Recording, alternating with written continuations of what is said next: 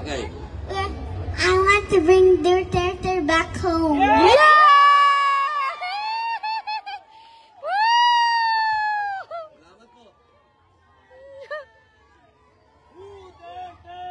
Thank you so much. Magandang hapon po sa inyong lahat. Opo, bago po ako magsalita, pababatiin ko muna po siyempre yung commander.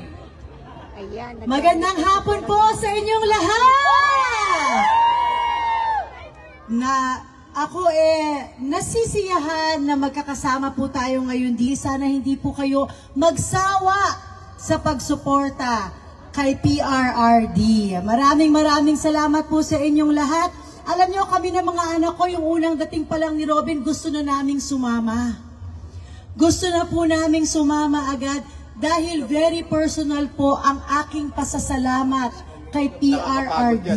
Si PRRD lang po ang Pangulo na nagbigay ng absolute pardon kay Robin.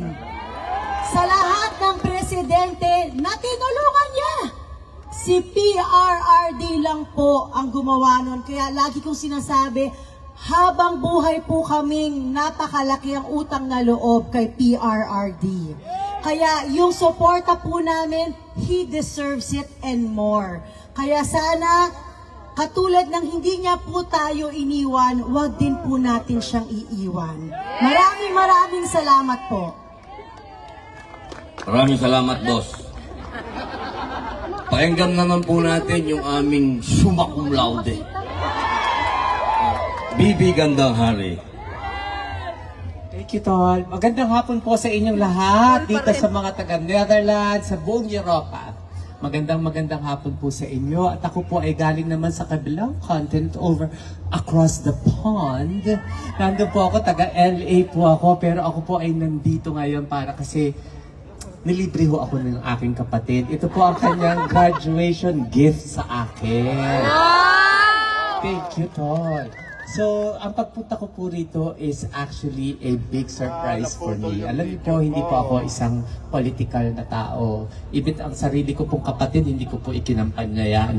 Kasi hindi po talaga ako tumutungtok sa stage to politicize or to make a propaganda, because I think being on stage is a big responsibility to people. So, at ako po ngayon ay tumatayo sa entabladong ito katabi ng aking kapatid kasi may kasama na po itong proudness sa ginagawa po ng kapatid ko first and foremost. Ang mas pwede nyo pong sabihin kahit ano sa aking kapatid, but the integrity of his being a politician ay hindi po yan matatawaran at pwede ko pong ilagay ang sarili ko doon para para maging, ang tawag doon, to witness. Ako po ang kasama ng kapatid ko na to na natutulog nung araw sa isang kwarto. Magkakapatid kami, hindi naman kami tigitigisan ng kwarto. So I've seen him grow up and become to be this senator that I'm very proud of. At wala naman po pinagmanahan niya, kundi ang tatay ko rin na punong-puno ng integridad pagdating sa political position. So kaya po ako nandito sumasama ngayon dahil unang-una, naniniwala po ako, I recognize good in public service kasi yun po ang iniwan sa amin ng aming ama. So kaya nung bago po ako umakyat dito, sinabi ko kay Mariel, sino ba pwede natin tanungin para malaman natin kung ano ang political, para naging career ng ating presidente, you know? So I found out through Maring Chat that actually President Duterte started his public service in 1977 as a prosecutor. Public prosecutor of in Davao after actually graduating law in San Beda in 1972. So since 1977 po, naging public servant na siya hanggang 1986 until he became an OIC Vice Mayor by the then President Corazon Aquino, and then went on to become, of course, the Mayor and Congressman of Davao. Doon ko po nakilala si Presidente Duterte bilang isang public servant. Hindi ko po siya kilala pero alam ko ang Davao became very peaceful when he was mayor. Di ko po ba? And then, he became president and finally retired in 2024. So what I want to know, I want to impart to you now is not a political propaganda. Hindi rin po ako maka-Duterte, pero naniniwala po ako sa kanya bilang tao.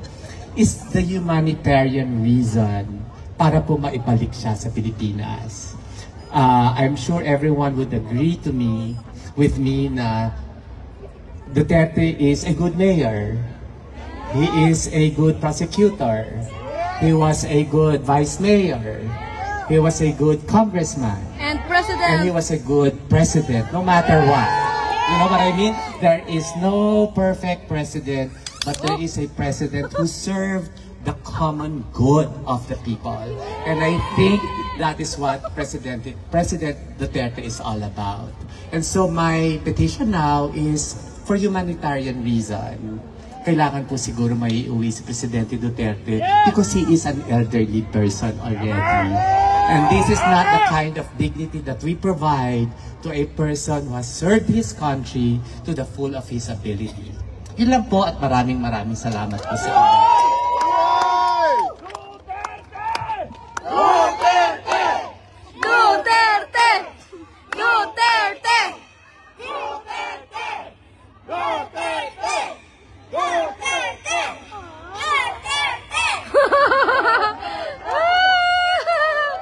Hindi na po Ang namin sweet naman kukunin nila. masyado ang inyong mga oras po. Gusto lang po namin magpasalamat at makita nyo po na buong pamilya po kami naniniwala.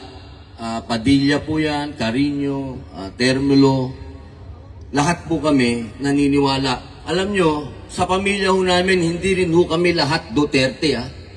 Pero lahat po kami, dapat umuwi na si Pangulong Duterte.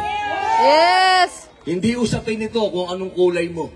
Usapin ng pagka-Pilipino. Dapat umuwi na ang isang Pilipinong nakakulong sa ibang bansa. Maraming salamat po. Mabuhay po kayo. Mabuhay. Mabuhay! Nagtithank you siya. Ang cute naman. Kaya nga.